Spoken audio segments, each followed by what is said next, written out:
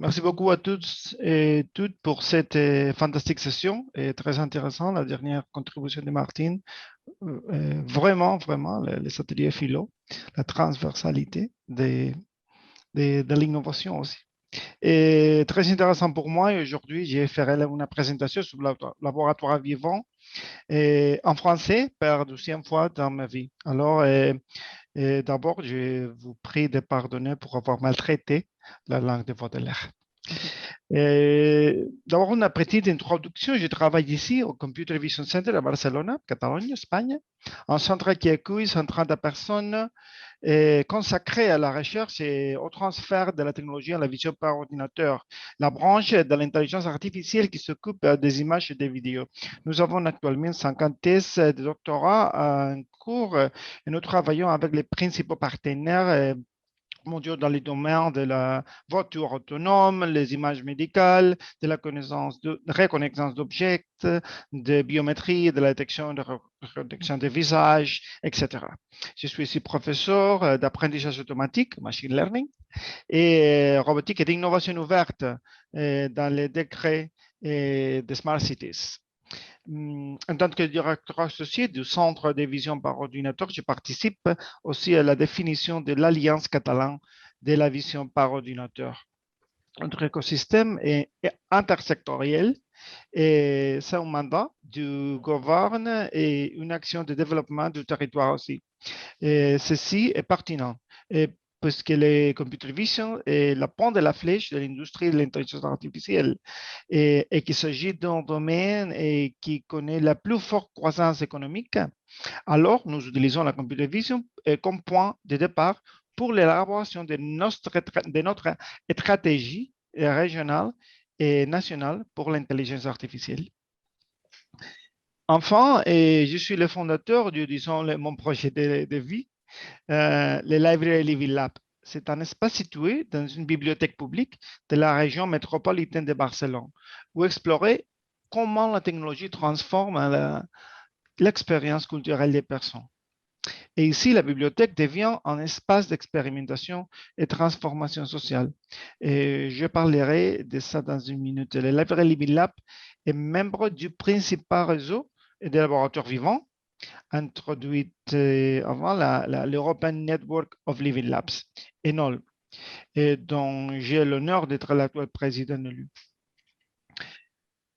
Et cette image montre un phénomène global. Et nous sommes fiers de pouvoir y participer en tant que point de référence pertinent, regroupant plus de 150 membres actifs avec un conseil de direction composé par 20 membres. Comme vous pouvez le constater aussi, Enol est un laboratoire vivant autour du monde, 80% en Europe et 20% hors d'Europe. Le réseau offre des services de courtage et soutient la création de projets conjoints et des consortiums et fournit un renforcement des capacités à leurs membres. La composante de capacity building, c'est très fort. Et je suis heureux de dire qu'un certain nombre de laboratoires vivants sont de la francophonie et ont récemment participé au processus de Laveline, particulièrement de la France, et au Québec et à l'Amérique. Historiquement, France Living Labs et la francophonie ont été un acteur tellement relevant à l'ENOL. Mais les laboratoires vivants parlent d'innovation et ils sont écosystèmes d'innovation ouverte, centrés sur les citoyens, c'est de la vision de l'ENOL, et avec une mise en œuvre multipartite basée sur une approche systémique de co-création avec les utilisateurs, les citoyens. Et ça a été intégré dans les activités de recherche et d'innovation dans les communautés. Très important, avec une approche à hélices multiples, administration, recherche, industrie publique, et avec des caractéristiques de base, y compris comme création et tests dans la vie réelle, etc. L'approche multiple comprend les universités, les centres de recherche aussi, les entreprises, l'administration publique et les citoyens. Alors, et c'est important de comprendre que cette vision revêt une importance particulière dans le contexte de la transformation numérique, qui est non seulement une transformation industrielle, mais une transformation humaine. Et c'est grâce au potentiel accès universel à la connaissance fournie par l'Internet. Et cela change presque tout, particulièrement à niveau éthique, mais ce sera une autre discussion très fondamentale pour une autre journée peut-être. Et, et donc, dans ce contexte, la devise de Knoll est donner à chacun le pouvoir d'innover. Et les laboratoires vivants apparaissent comme un outil de démocratisation de l'accès au savoir et à l'innovation pour tous. Et nous avons identifié 5 groupes de travail orientés vers l'action. Action Research, vers l'action, pour lesquels nous savons que nous avons une masse critique. L'innovation sociale, l'impact social de l'intelligence artificielle, la santé et le bien-être, les laboratoires de vie rurale et l'énergie et l'environnement. Je vais entrer en détail maintenant. La tâche orientée vers l'action sur l'innovation sociale et les droits numériques.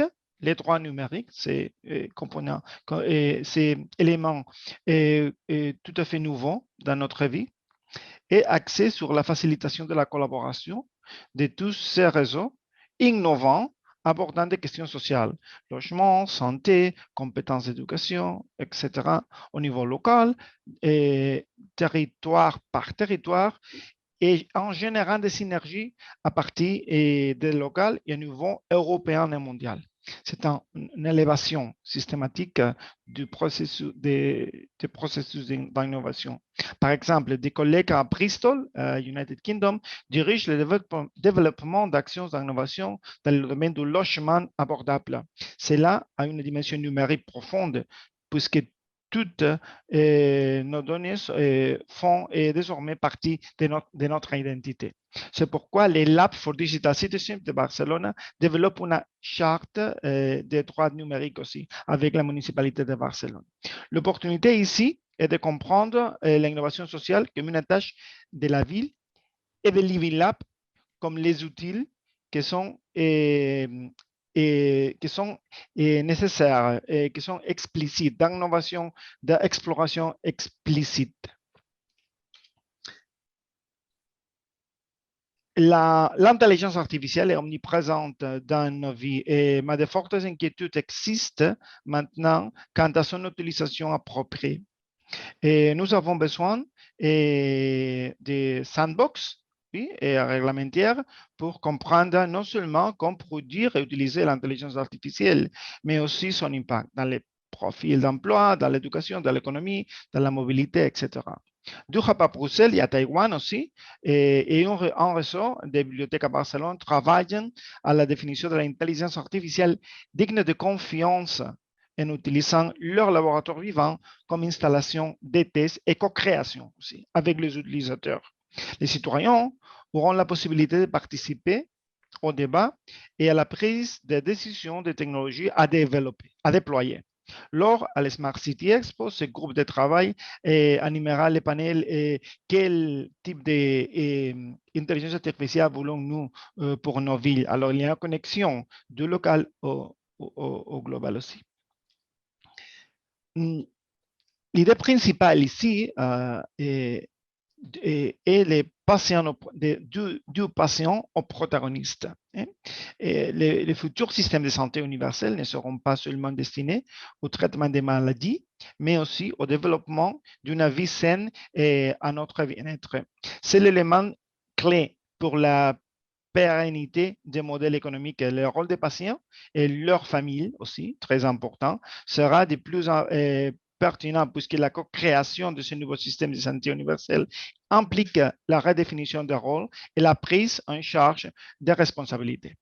L'horizon de la silver economy, en Europe, c'est très évident, fournit une base pour la transformation globale des systèmes. Nos collègues en Finlande, en Grèce, en Espagne travaillent à l'homogénéisation des processus pour permettre des approches transnationales et une évolutivité dans le contexte des laboratoires vivants en santé. Et les smart cities doivent avoir un pilier pour l'énergie. Et c'est-à-dire comprendre toutes les dimensions de la production et de la consommation d'énergie. Énergie et environnement sont intimement liés. Nos collègues en la Suisse développent un programme dans lequel les Living Labs sont utilisés, les laboratoires vivants sont utilisés pour promouvoir de nouvelles habitudes de consommation d'énergie dans ces processus de transformation en développant les services adaptés. Finalement, les pharmacies doivent avoir aussi un pilier pour le Rural Living Lab, la partie rurale. Et avec eux, avec notre collègue de l'Andalousie à l'Espagne, et notre collègue de Serbie, on travaille dans le processus de création des systèmes d'agriculture de précision. Et entre tous les cycles de l'agri-food, from farm to fork, et aussi dans la capacitation digitale for empowering rural citizens. La capacitation digitale et la capacitation numérique de tous les citoyens des aires rurales aussi. Alors, avec ça, je c'est d'avoir toute la vision subventionnée et compilée dans une création collective.